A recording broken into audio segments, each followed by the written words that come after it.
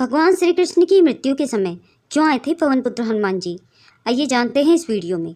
जब भी भगवान श्री राम का नाम लिया जाता है तो उनके साथ सदैव उनके महान भक्त हनुमान जी का भी नाम अवश्य लिया जाता है। हनुमान जी स्वयं भगवान शिव के ही अवतार थे। हनुमान जी एक महाबलशाली देवता थे जिन्हें हराना किसी के भी बस की बात नहीं थी। इन्हें भगवान शिव, विष्णु, ब्रह्मा और भी कई देवों के आशीर्वाद प्राप्त थे। सभी ने इन्हें वरदान दिया था जिसके चलते इनकी शक्ति काफ़ी बढ़ गई थी। भगवान हनुमान जी आज भी चिरंजीवी हैं। वह त्रेता युग में स्वयं भगवान श्री राम के भी साथ थे और द्वापर युग में स्वयं भगवान कृष्ण के भी साथ थे। महाभारत में एक नहीं बल्कि सैकड़ों बार हनुमान जी का जिक्र मिलता है। जहाँ एक बार खुद उन्होंने भीम का घमंड चकनाचूर किया तो वहीं महाभारत के युद्ध में वह सर्वश्रेष्ठ धनुर्धारी अर्जुन के रथ के ध्वज पर विराजमान हुए।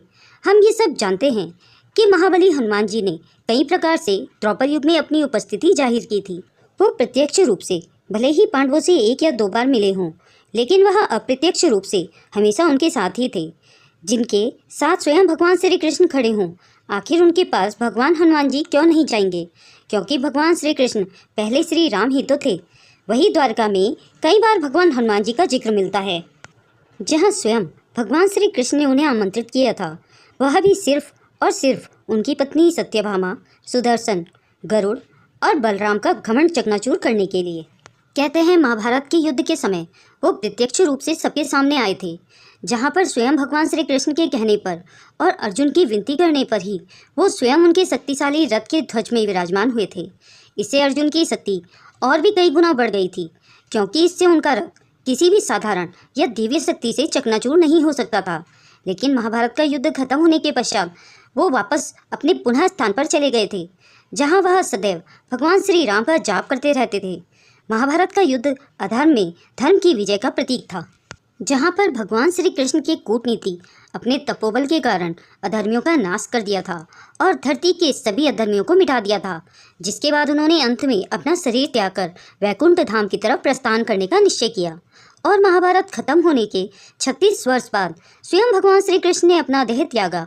इसके पीछे भी पूर्व जन्म त्रेता युग के समय का वो श्राप मौजूद था जो स्वयं बाली की पत्नी ने उन्हें दिया था। और वो बाली ही था जो एक शिकारी के रूप में आकर भगवान श्री कृष्ण के पैर पर उन्हें मृग समझकर वार कर देता है। वह एक बाण छोड़ देता है, जिसकी वजह से स्वयं भगवान श्री कृष्ण को अपना देह त्याग करना पड़ता है। हनुमान जी भगवान श्री कृष्ण को रोकने क्यों नहीं आए? जब स्वयं हनुमान जी को यह पता चला कि उनके आराध्य भगवान स्वयं इस धरती को छोड़ने वाले हैं और वह वैकुंठ धाम की तरफ प्रस्थान करने वाले हैं, हनुमान जी भली भांति जानते थे कि भगवान श्री कृष्ण कौन है। और इसके साथ ही हनुमान जी में भक्ति और साधना की शक्ति इतनी प्रबल थी कि वह सांसारिक मोहमाया, दुख और सुख से भी परे थे। इसलिए वो ये सब बात भली भांति जानते थे कि भगवान श्री कृष्ण किस प्रकार इस धरती पर आए और किस प्रकार प्रयोजन पूरा करके वह इस धरती से जा रहे हैं।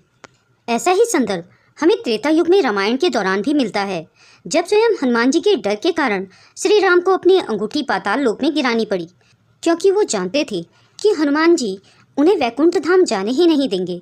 जिसके बाद वासुकी नाग की सहायता से उन्हें श्री राम की हजारों अंगूठियों के बारे में पता चला। क्या सचमुच हनुमान जी भगवान श्री कृष्ण से मिलने आए थे? हनुमान जी भगवान श्री कृष्ण से मिलने नहीं आए थे। हनुमान जी सदैव भगवान श्री राम का निरंतर जाप करते रहते हैं। उनके मन में केवल श्री राम ही मौजूद हैं। उनको ये ज्ञात है कि श्री रामचंद्र ना तो कहीं जाते हैं और ना ही कहीं आते हैं। वो तो हमेशा से ही उनके हृदय में वास करते हैं।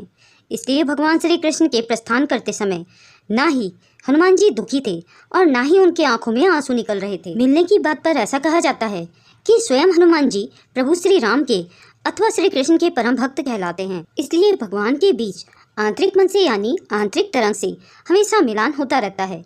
इस प्रकार से कहा जा सकता है कि स्वयं श्री कृष्ण और हनुमान जी अपने अंतर्मन से हमेशा एक साथ ही रहते हैं और हनुमान जी हमेशा अपने भगवान के ध्यान में लगे रहते हैं।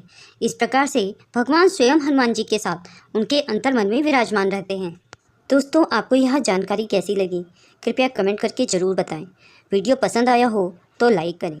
ऐसी ही रोचक जानकारियों और कथाओं को सुनने के लिए मेरे चैनल को सब्सक्राइब करें। आगे मिलते हैं नई वीडियो के साथ। तब तक के लिए धन्यवाद।